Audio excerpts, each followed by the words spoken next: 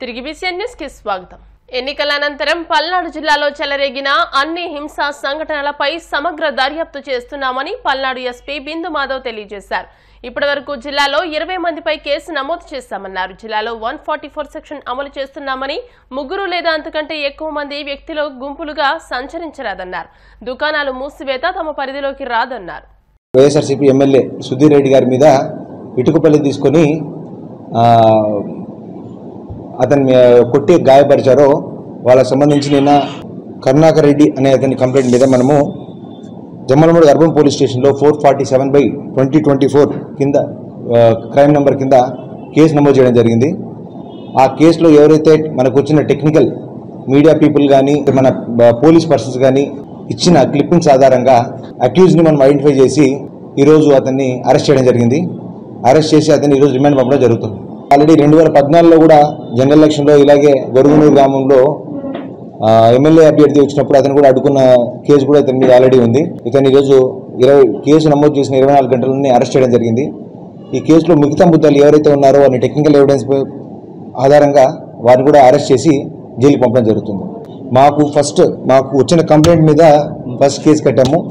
ఫర్దర్గా వేరే పార్టీ వాళ్ళు కూడా కంప్లైంట్ ఇస్తే ఖచ్చితంగా రిలవెంట్ సెక్షన్స్ మీద అది కూడా బుక్ చేస్తాం. ఆల్రెడీ ఈరోజు మన దీనికి సంబంధించి పోలీస్ పికెట్స్ ప్రతి ఒక్కరి దగ్గర ఎస్టాబ్లిష్ చేయడం జరిగింది. ఎక్కడెక్కడైతే ఇన్సిడెంట్ జరిగే అవకాశం ఉందో అక్కడ ఆల్రెడీ కూడా స్పెషల్ పోలీసు మేమందరం కూడా మార్నింగ్ నుంచి కూడా ప్యాట్రోలింగ్ చేస్తూ ఉన్నాం. ఇంకో ఇన్సిడెంట్ జరగకుండా చూసుకుంటాం ఖచ్చితంగా. అదేవిధంగా అందరి ప్రెస్ మీడియా ద్వారా నేను జమ్మలమూడు ప్రజలందరికీ కూడా వినియోగించుకునేది ఏంటంటే ఈసారి జనరల్ ఎలక్షన్ అనేది చాలా ప్రశాంతంగా జరిగింది. ఈ ఎలక్షన్ తర్వాత జరిగిన ఈ ఘటన గురించి ఇరు పార్టీల వారు ఎవరు కూడా ఒకరినొకరు రేకెత్తుకునే విధంగా సోషల్ మీడియాలో కానీ అదర్ ప్లాట్ఫామ్స్లో కానీ మెసేజ్లు పెట్టుకుంటే వాళ్ళ మీద అన్ని కూడా మేము సర్వేలెన్స్ చేస్తున్నాము. ఎవరైతే ప్రొవోకేటివ్ మెసేజ్ పెట్టారో వారి మీద నాన్ అవైలబుల్ సెక్షన్స్ కట్టి ఇంకొక ఇన్సిడెంట్ కనుక జరిగితే మాత్రము ప్రతి ఒక్కరిని జైల్లోకి పంపిస్తామని చెప్పి స్పష్టంగా తెలియజేస్తున్నాం. మాచర్ల నర్సరావుపేట అసెంబ్లీ కాన్స్టిట్యూన్సీలో కలిపి 20 పైన కేసులు నమోదు చేయడం జరిగింది. ఇంకా దానిలో అక్యూజ్డ్, అరెస్టెడ్ ఇవన్నీ ఇన్వెస్టిగేషన్లో ఉన్నాయి. ఆ డీటెయిల్స్ అన్నీ ఒకసారి ఫైనలైజ్ అయిన తర్వాత తెలియజేయడం జరుగుతుంది. జరిగిన ప్రతి ఇన్సిడెంట్లోనూ కేసు రిజిస్టర్ చేయడం జరిగింది. ఆ వివరాలన్నీ ఒకసారి ఇన్వెస్టిగేషన్ ఫైనలైజ్ అయిన తర్వాత మీకు ఇస్తాం. ముగ్గురు కన్నా ఎక్కువ మంది చేరద్దు అంటుంటే వాళ్ళకి ఎవరు రావట్లేదు కదా, రోడ్ల మీద ఎవరు తిరగట్లేదని వాళ్ళు 144 సెక్షన్ అంటే 144 సెక్షనే. గుంపులుగా తిరగకూడదు, ముగ్గురు అంతకన్నా తక్కువ మంది మాత్రమే ఉండాలి, రోడ్ల మీద అన్నెసరీగా సంచరించకూడదు. ఇవి 144 సెక్షన్. మూసేశారు. సత్యపల్లిలో ఎక్కడ మూసారు? సత్యపల్లిలో 3 days అని చెప్పారు. మాది షాపులు మీయటం అనేది మా పరిధి కాదండి. దానికి నెసరీ ఆర్డర్ ఎవరు ఇచ్చారో వాళ్ళకి. రాష్ట్రంలో టీడీపీ, జనసేన, బీజేపీ కూటమి విజయం ఖాయమని టీడీపీ కాకినాడ రూరల్ నియోజకవర్గ కోఆర్డినేటర్ పిల్లి సత్యనారాయణమూర్తి పేర్కొన్నారు. కాకినాడలో ఆయన మీడియాతో మాట్లాడుతూ రూరల్ నియోజకవర్గంలో కూటమి ఉమ్మడి అసెంబ్లీ అభ్యర్థి పంతం నానాజీ అత్యధిక మెజార్టీతో విజయం సాధించబోతున్నారని, జిల్లాలో పార్లమెంట్ అభ్యర్థిగా తంగెళ్ల ఉదయ్ శ్రీనివాస్ మెజార్టీ ఓట్లతో గెలుస్తున్నారని, రాష్ట్రంలో ఎన్డీఏ కూటమి అధికారంలోకి వస్తుందని అన్నారు. రాష్ట్రంలో ప్రజా కూటమికి పట్టం కట్టే విధంగా ప్రజలు ఓటు వేశారన్నారు. అంటే అటు జనసేన ఇటు తెలుగుదేశం పార్టీ కార్యకర్తలు ఎక్కడన్నా ఏ గ్రామాలను ఉంటే వాటికి అన్నిటికీ కూడా ఒక వారం రోజులు 5-6 రోజులు టైం తీసుకుని వాళ్ళందరికీ నచ్చజెప్పి దాన్ని అన్నింటినీ కూడా రెక్టిఫై చేసుకుని ఒకనాడు మీ ప్రెస్ మీట్ ముందే నానాజీ గారికి పూర్తి మద్దతు ప్రకటిస్తున్నాం తెలుగుదేశం పార్టీ తరఫున మా భార్యాభర్తలు, మా కార్యకర్తలు కాకినాడ రూరల్ నియోజకవర్గంలో చెప్పడం కూడా జరిగింది. ఎక్కడా కూడా ఇబ్బందికరమైన పరిస్థితులు లేకుండా గెలిపి జయంగా కూటమి అభ్యర్థులే రాష్ట్రాన్ని పరిపాలించాలి, దేశాన్ని పరిపాలించాలని ఒక కృతనిశ్చయంతో మరి ఇరువురం కలిపి ప్రయాణం చేయటం కూడా జరిగింది.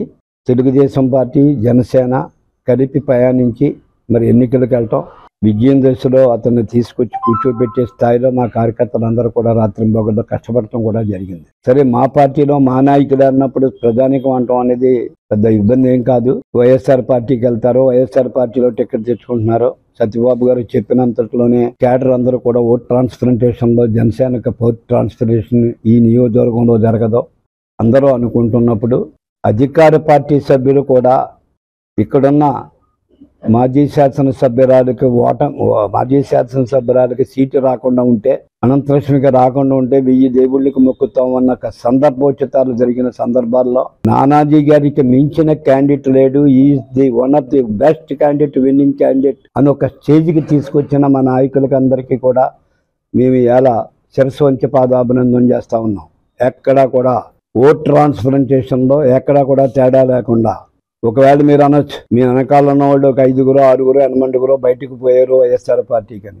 బీసీలు చట్టం దాటం, 50 సంవత్సరాలకే పెన్షన్ ఇచ్చే విధానం, మరి రాజకీయ వ్యవస్థలో తెలుగుదేశం పార్టీ నందమూరి తారక రామారావు గారు, చంద్రబాబు నాయుడు గారు 34% స్థానిక సంస్థలలో రిజర్వేషన్ కల్పించిన దాన్ని 24% దింపిన జగన్ గారి ప్రభుత్వం దాన్ని ఒట్టిపై చేస్తాం మళ్ళీ 34% అని చెప్పటం, ఇవన్నీ కూడా మాకు సానుకూలత వ్యవహారాలు పెట్టి సీట్ వచ్చిందా రాలేదా, బూసీలకు న్యాయం చేశారా అన్యాయం చేశారా అన్నది కొర కాకుండా టికెట్ రావటమే న్యాయం, టికెట్ రాకపోవటం అన్యాయం అన్న భావన పెట్టుకోకుండా తెలుగుదేశం పార్టీ నాయకుడు బీసీలకు అత్యున్నత స్థానం కల్పించి అన్ని విధాలుగా ముందుకు తీసుకెళ్తారన్న ఒక సదుద్దేశంతో అందరికీ కూడా చెప్పి అందరినీ కూడా ఒప్పించి వెళ్ళటం జరిగింది. పోయిన వాళ్ళు వాళ్ళ నైతిక బాధ్యత వాళ్ళ హించి వాళ్ళ ఆలోచనతో వాళ్ళు వెళ్ళారు. ఏది ఏవైనా ఈ రాష్ట్రానికి కూటమి అభ్యర్థి పంతో నానాజీ గారి గెలుపుకు కానీ, తంగళ్ళ శ్రీనివాస్ గారి గెలుపుకు కానీ అహర్నిశలు కష్టపడ్డ కార్యకర్తలకు ప్రజలకు ప్రత్యేకమైన ధన్యవాదాలు. ఎందుకంటే మా తెలుగుదేశం కుటుంబ సభ్యులందరూ కూడా ఏ గ్రామానికి ఆ గ్రామం మాకు కూడా ఉండి, నేను పాదయాత్ర చేసేటప్పుడు కానీ ఇప్పుడు మన ఎలక్షన్లో కానీ ఆయన పక్క నేను పక్క తిరగడం జరిగింది. ఆ గ్రామంలో ఉన్న నాయకులు తెలుగుదేశం కుటుంబ సభ్యులందరూ కూడా ప్రతి గడప దగ్గరికి వెళ్ళి చంద్రబాబు నాయుడు గారిని ముఖ్యమంత్రిగా చేయాలి అనేసి తాపత్రయం మీద మేము కష్టపడి తిరిగినందుకు ప్రజలందరూ కూడా ఒకే మాట అన్నారు. ఎందుకంటే మీరు ఎవరికి వేయమంటే వాళ్ళకి వేస్తామమ్మా, మీరు చేసిన అభివృద్ధి వేళ మీకు ఓటు వేయడానికి మేము ముందుకు వస్తున్నాము, దాన్ని బట్టి మీరు దేనికి వేయమంటే దానికి వేస్తామని చెప్పడం జరిగింది. ప్రతి సోదరుడికి 2 ఓట్లు కూడా 2 గ్లాసుల మీద వేయాలమ్మా అని మేము చెప్పడం జరిగింది. ఒక 10 రోజులు మాత్రం చాలా ఇబ్బంది పడ్డారు అందరూ. సైకిల్ లేకుండా మేము గ్లాస్కి వేయటమ్మా, సైకిల్ లేకుండా అది పొత్తులో ఉంది కాబట్టి అమ్మా మా నాయకుడు ఎవరికి వేసినా చంద్రబాబు నాయుడు ముఖ్యమంత్రిగా రావాలి. మనకి మళ్ళీ అభివృద్ధి జరగాలంటే 2014 నుంచి 2019 వరకు ఎంత అభివృద్ధి చెందిందో అంతకంటే రెట్టింపు అవుతాయనేసి అందరికీ కూడా వివరించి చెప్పడం జరిగింది. అందులో భాగంగా వేళ నానాజీ గారు జనసేన టికెట్ తెచ్చుకుని ఆయన నెగ్గించుకోవాలని మా భార్యాభర్తలు ఇద్దరం కూడా ప్రతి ఓటుకి కూడా ప్రతి గుమ్మం కాడికి వెళ్ళి చెప్పడం జరిగింది. తిరుపతి జిల్లా చంద్రగిరిలో హైటెన్షన్ వాతావరణం నెలకొంది. పద్మావతి యూనివర్సిటీ స్ట్రాంగ్ రూమ్ దగ్గర పులివర్తి నానిపై దాడి జరిగిన విషయం తెలిసిందే. దీంతో ఎలాంటి సంఘటనలు చోటు చేసుకోకుండా ముందస్తు చర్యల్లో భాగంగా పలువురు టీడీపీ నేతలను పోలీసులు హౌస్ అరెస్ట్ చేశారు. ఈ క్రమంలోనే తిరుచానూరు పోలీస్ స్టేషన్ వద్ద పులివర్తి నాని సతీమణి సుధారెడ్డి నిరసనకు దిగారు. దాడి చేసిన వారిని వదిలిపెట్టి తమ వారిని ఎందుకు అరెస్ట్ చేస్తున్నారంటూ ఆమె ప్రశ్నించారు. పక్కా ప్రణాళికతోనే నానిపై దాడి చేశారని సుధారెడ్డి ఆరోపించారు. సంవత్సరాలు పదవి అనుభవించి ఈ రోజు పదవి పోగొట్టుకుంటున్నామని నాని గారి మీద హత్యాయత్నం చేసే స్థాయికి దిగజారినాడు ఎమ్మెల్యే అంటే ఎక్స్ ఎమ్మెల్యే. ఎవరు ఇంట్లో ప్యాకేజ్ మొత్తం చెవిరెడ్డి కావచ్చు, తమ్ముడు చెవిరెడ్డి రఘు కావచ్చు, కొడుకు మోహిత్ కావచ్చు, మొత్తం అంతా ఏ బుద్ధులతో పుట్టేశారో వాళ్ళ ఇంట్లో మనకు అర్థం కాలే. ఆడి వాడికాడు ఇక్కడ అటాక్ చేస్తాడు, ఏమి తెలియనట్టు లోపల నిలబడుకుంటాడు. మీకు తెలియని విషయం, వాడు నన్ను అవమానించాడు లోపల. అంటే ఈ కుటుంబం ఓడిపోతామని దీన్ని తట్టుకోలేక ఈ స్థాయికి దిగజారినారంటే ఎంత వెల్ ప్లాన్డ్ ఇది. అండ్ పోలీస్ సోదరులు కూడా 20 నిమిషాలు మేము ఫోన్ చేసామన్నా, మీకు గన్ మ్యాన్ ని కొట్టారు, ఒక సిఐ గారిని కొట్టారు. 20 నిమిషాలు మేము ఫోన్ చేసినాం. అన్నోళ్ళు బందోబస్తులకి వేరే చోటకు పోయినారా ఏమో మనకైతే తెలీదు. ఎవరూ లేరు ఇక్కడ. అసలు ఒక యూనివర్సిటీ క్యాంపస్ లోపలికి గొడ్డళ్ళు ఏంటి సమ్మెట్లు బీర్ బాటిల్లు కార్లు ఎత్తుకొని వస్తే ఒకడు చెక్ చేసేవాడు లేడా? గేట్ దగ్గర ఒక పోలీస్ లేడు. జస్ట్ గేట్ ఎంట్రన్స్ లో ఒక పద్మావతి మహిళ అంటే ఒక మహిళా యూనివర్సిటీ ఎలక్షన్ టైము ఒకడు కార్ చెక్ చేయలేదు. ఏ దేవుడు దయ్యో ఆయన బ్రతికారు. వాడు మీరు వీడియో చూసే ఉంటారు. ప్రెస్ వాళ్ళ పైన లాఠీ చార్జ్ చేస్తున్నారు కానీ పోలీసులు వాళ్ళని ఇంతవరకు అరెస్ట్ చేసుకోలేకపోతున్నారు. వాళ్ళంత మందిని రిమాండ్ కు పంపించలేదా? రేపు మొత్తం చంద్రగిరి రోడ్ల మీద ఉంటుంది మొత్తం. వాడేదో మాట్లాడుతూ ఉంటాడు నోటికి వచ్చినట్టు. వాడి వయసు ఎంతని వాడు మోహిత్ కి నన్ను మాట్లాడేది ఏంటి? ఆ కుటుంబానికి ఇదే బుద్ధులు. 2019లో కూడా వాడు ఇట్లే చేసినారు. వాళ్ళ భార్య కావచ్చు, వాళ్ళ అమ్మ కావచ్చు, ఇదే చేశారు 2019లో కూడా. ఇప్పుడు కూడానా వాళ్ళ నాన్న పోయినసారి వాళ్ళ నాన్న వాళ్ళ భార్య వాళ్ళ అమ్మ చేసినారు. వీడు అప్పుడు లేడు, ఇప్పుడు వాళ్ళ తమ్ముడు చేస్తాడు. ఇక్కడ లోపల వాడు క్యాండిడేట్ వాడు మోహిత్ ఉంటాడు. వాడు నన్ను అవమానపరుస్తాడు. మళ్ళా డ్రామాలు ఒకటి వేస్తా ఉన్నారు తెలియదంట అనేసి. అంటే నీ బాబాయ్ ఇక్కడ చేసింది వేట కొడవలు ఎత్తుకొచ్చేదో సమ్మెట్లు ఎత్తుకొచ్చో నీకు తెలీదు. వాడు నన్నెట్టి ఇన్సల్ట్ చేస్తాడు, లోపల నన్నెట్టి ఇన్సల్ట్ చేస్తాడు. వాడు అంద్రాని మాటలు వాడు ఎట్లా అంటాడు లోపల నన్ను. వాడి వయసు ఎంతని, వాడి వయసు ఎంతని.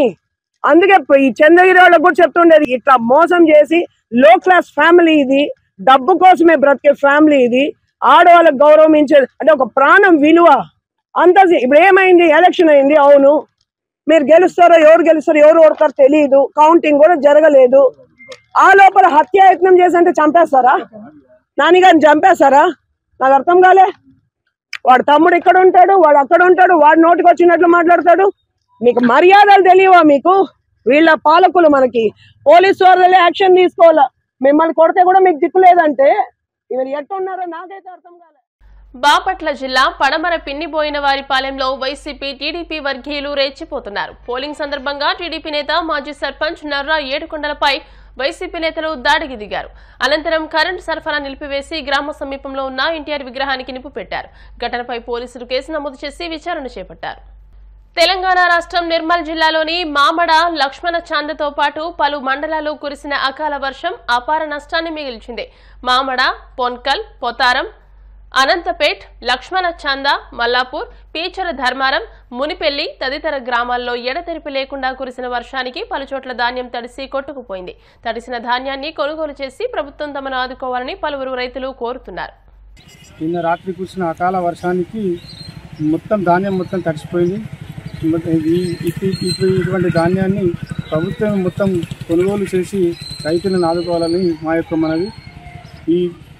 నిన్న కురిసిన వర్షంకు మొత్తం టోటల్గా ధాన్యం మొత్తం తడిసిపోయింది.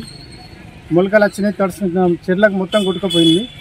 కాబట్టి మాకు రైతులను ఎట్టి పరిస్థితులలో ఆదుకొని ప్రభుత్వం మాకు ఆదుకోవాలని మా యొక్క మనవి. వార్తలు ముగించే ముందు ముఖ్యాంశాలు మరోసారి. పోలీసుల సహకారంతోనే టీడీపీ కార్యకర్తలు దాడులకు పాల్పడుతున్నారు. పోలీసుల నిర్లక్ష్యం వల్లే రాష్ట్రంలో హింసాత్మక ఘటనలు జరిగాయన్న వైసీపీ నేత అంబటి.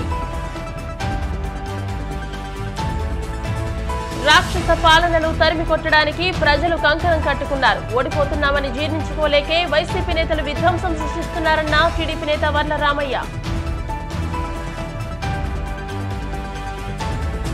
పల్నాడు జిల్లాలో చెలరేగిన హింసా ఘటనలపై పోలీసుల సమగ్ర దర్యాప్తు. జిల్లాలో ఇప్పటి వరకు 20 మందిపై కేసు నమోదు చేస్తామన్న ఎస్పీ.